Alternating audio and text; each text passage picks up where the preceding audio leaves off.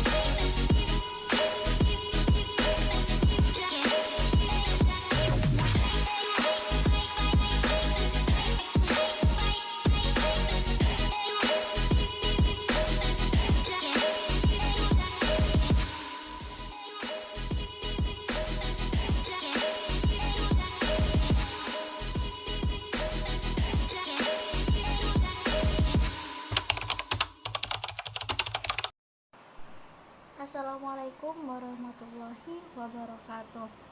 Telah sampailah video ini di pembahasan, yakni membahas tentang koloid. Sebelum kita membahas lebih dalam koloid, pada praktikum ini ternyata terdapat 3 larutan yang akan diuji. Yang pertama ada larutan garam, yang kedua ada larutan susu, dan yang ketiga ada larutan kopi. Setelah diamati pada larutan garam, terlihat ciri-ciri, yaitu larutan garam bersifat homogen, artinya air dan garam menjadi satu tanpa bisa dibedakan.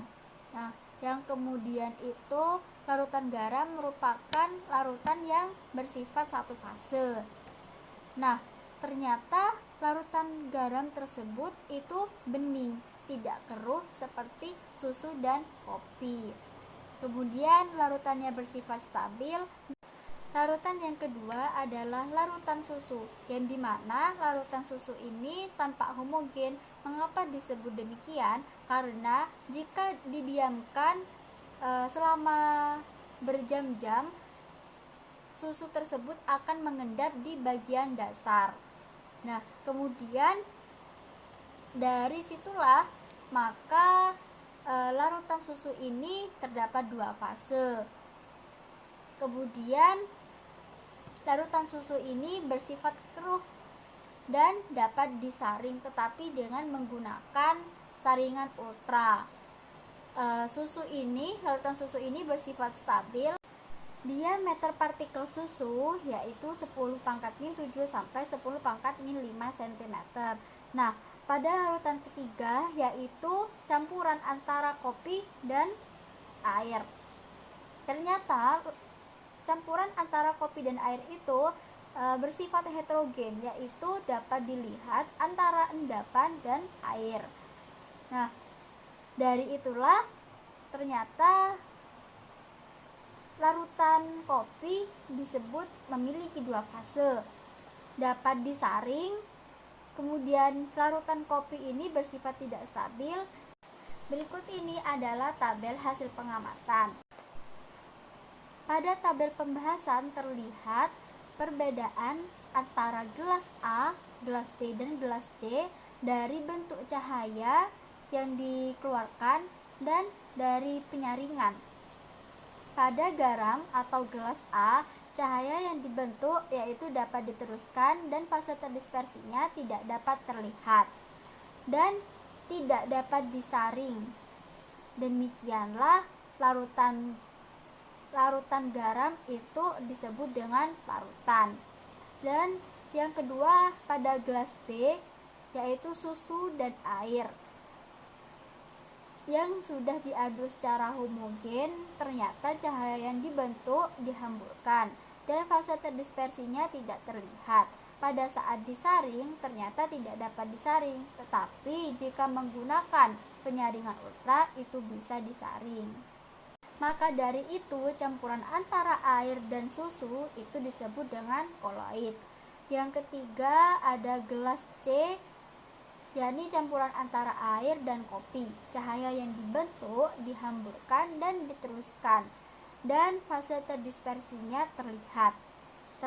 Dan larutan kopi dapat disaring. Itu menandakan bahwa kopi termasuk dalam suspensi.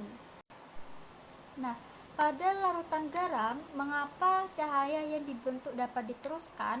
Karena larutan garam memiliki diameter yang berukuran kecil, sehingga larutan tersebut dapat diteruskan.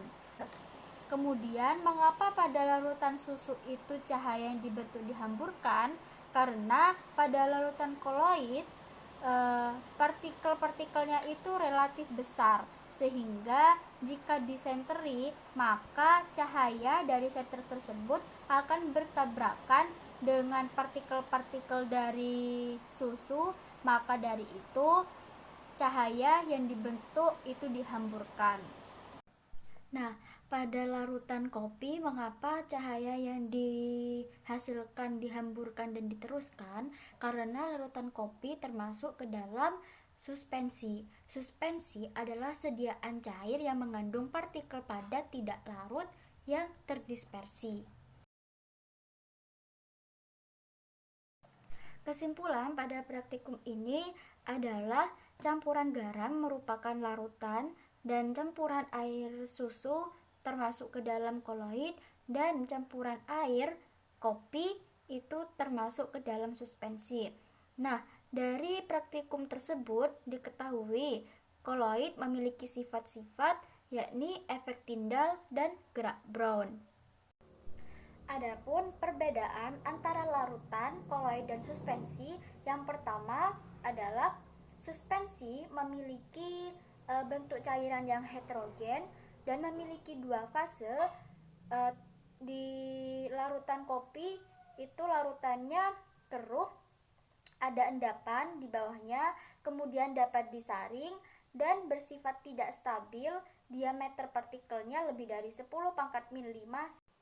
Kemudian larutan termasuk ke dalam larutan yang homogen, memiliki satu fase karena tidak ada perbedaan antara air dan garam. Larutannya jernih, tidak dapat disaring kecuali menggunakan saringan ultra, kemudian stabil, dan diameter partikelnya kurang dari 10-7 cm. Nah, untuk koloid sendiri, larutan yang terbentuk tampak homogen, kemudian ada dua fase dilihat dengan mikroskop ultra. Larutannya itu keruh tanpa endapan, dapat disaring tapi dengan menggunakan kertas saring ultra, dan stabil, dan memiliki diameter partikel 10⁻⁷ sampai 10⁻⁵ cm. Adapun contoh larutan koloid, larutan dan suspensi dalam kehidupan sehari-hari, yaitu pada larutan, contohnya larutan gula, larutan garam, larutan sirup, dan lain sebagainya. Kemudian contoh dari koloid seperti santan, susu, kabut, asap, dan mentega. Dan contoh dari suspensi ada air sungai yang keruh dan campuran air dengan pasir. Sekian dari saya, kurang lebihnya mohon maaf. Wassalamualaikum warahmatullahi wabarakatuh.